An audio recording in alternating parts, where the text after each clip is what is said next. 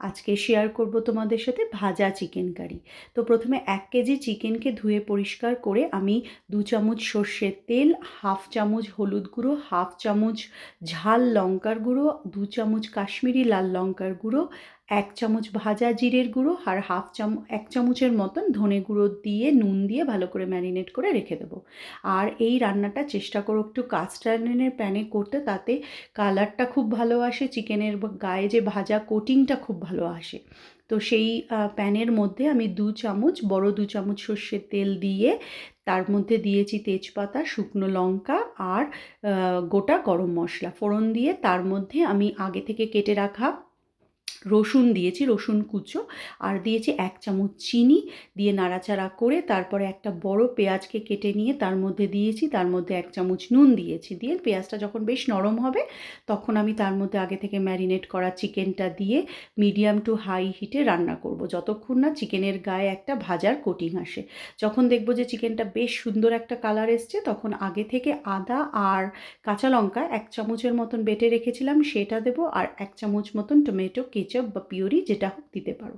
দিয়ে সেটাকেও আবার মিডিয়াম টু হাই হিটে রান্না করতে হবে, আর 2-3টে কাঁচা লঙ্কা দেবে। দিয়ে ভালো করে সময় নিয়ে এই রান্নাটা করতে একটু সময় দিতে হবে, যতক্ষণ সময় বেশি দেবে তত রান্নাটা খেতে ভালো হবে। খুব হালকাভাবে এটাকে রান্না করতে হবে যাতে চিকেনগুলো ভেঙে না যায় আর চিকেনের গায়ে একটা ব্রাউন কোটিং আসে। এইভাবে রান্না করতে করতে যখন দেখা যাবে যে চিকেনের জল সব শুকিয়ে গেছে, তখন কি করবে, একটা কাপের মধ্যে চা পাতা, যেটা থেকে খুব ভালো লিকার বেরোয়, সেটা বেশ কিছুক্ষণ ভিজিয়ে রাখবে, অথবা 2টো টি ব্যাগ ভিজিয়ে রেখে যখন লিকার বেরোবে সেই জলটা চিকেনের মধ্যে দেবে। এটাতে এইভাবেই রান্না করবে, তাহলে খেতে ভালো হয়, রং ভীষণ ভালো আসে। দিয়ে বেশ কিছুক্ষণ ধরে চিকেনটাকে রান্না করতে হবে জল দেওয়ার পর। চিকেন অলমোস্ট সেদ্ধ হয়ে যায়, এবার ঝোলটাকে বেশ কিছুক্ষণ ফোটাতে হবে, পরিমাণ মতন আর একটু নুন দিতে হবে। যদি নুন টুন সব ঠিক থাকে তাহলে চিকেন কিন্তু রেডি। এবার ঝোল কতটা রাখবে সেটা হচ্ছে কী দিয়ে খাচ্ছ তার উপরে। যদি রাইস দিয়ে খাও সেক্ষেত্রে ঝোলটা একটু বেশি থাকবে, রুটি বা পরোটা দিয়ে খেলে একটু মাখো মাখো হবে। আর নামানোর আগে 1 চামচ গরম মশলা দেবে, আর একটুখানি পেঁয়াজ বেরেস্তা দিতে পারো।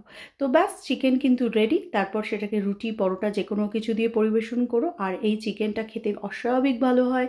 তোমরা সবাই ট্রাই করে দেখো, আর করার পর কেমন লাগলো অবশ্যই জানিও। Thank you.